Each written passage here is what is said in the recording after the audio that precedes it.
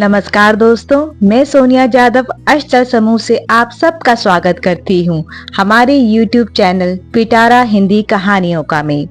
जैसा कि आप जानते हैं, हमारे पिटारा के फेसबुक ग्रुप पर हर सप्ताह एक विषय दिया जाता है और उस विषय पे जो सर्वोत्तम कहानी या कविता होती है उसे हम अपने YouTube चैनल पर फीचर करते हैं।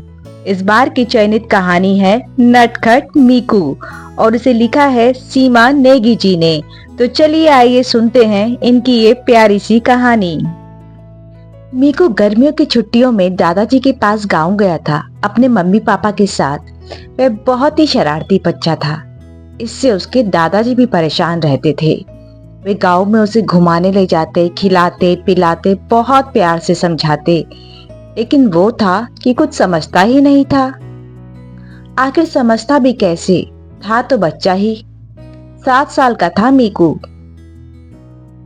एक दिन उसके दादाजी उसे गांव की चौपाल में ले गए और वहां बैठकर बातें करने लगे। इतने में दादाजी के दोस्त आ गए और वह उनमें मग्न हो गए। इधर दादाजी अपने दोस्तों में मग्न हो गए और उधर मीकू बच्चों के साथ खेलने में। मीकू बाकी बच्चों के साथ खेलते खेलते खेत की ओर भागा और आगे जंगल में चला गया। इतनी देर में तूफान आया और सब मीकू को ढूंढने लगे। मीकू किसी को नहीं मिला। देखते ही देखते शाम हो गई थी। अंधेरा घिर गया था। बिजली जोरों से कड़क रही थी और मीकू अंदर ही अंदर डरने लगा था।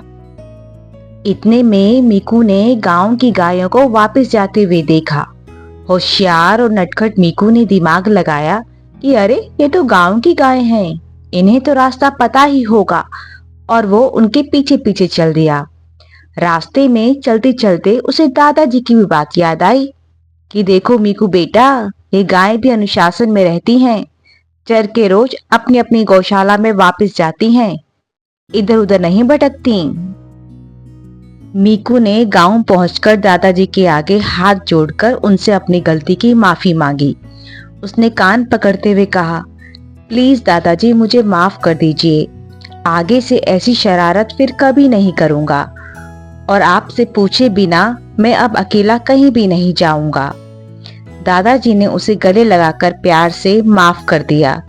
सभी ने उसकी होशियारी की बहुत तारीफ की और उसकी इस शरारत को भुला दिया। इस कहानी से हमें सीख मिलती है कि हमें अपने बड़ों का कहना मानना चाहिए और उनसे पूछे बिना इधर उधर नहीं जाना चाहिए, वरना हम मुश्किल में पड़ सकते हैं, जैसे कहानी में मीकू पड़ गया था। अगर गाय जानवर होकर अनुशासन का पालन कर सकती है तो फिर हम क्यों नहीं। तो कहिए दोस्तों, कैसी लगी आपको ये कहानी?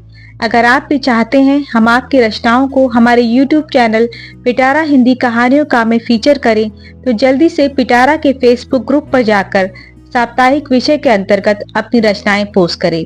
पिटारा के फेसबुक ग्रुप का लिंक आपको डिस्क्रिप्शन बॉक्स में मिल जाएगा। आप सभी का तहे दिल से आभार हमारे चैनल के साथ बने रहने के लिए। जल्द ही मिलूंगी एक नई रचना के साथ, तब तक के लिए अलविदा।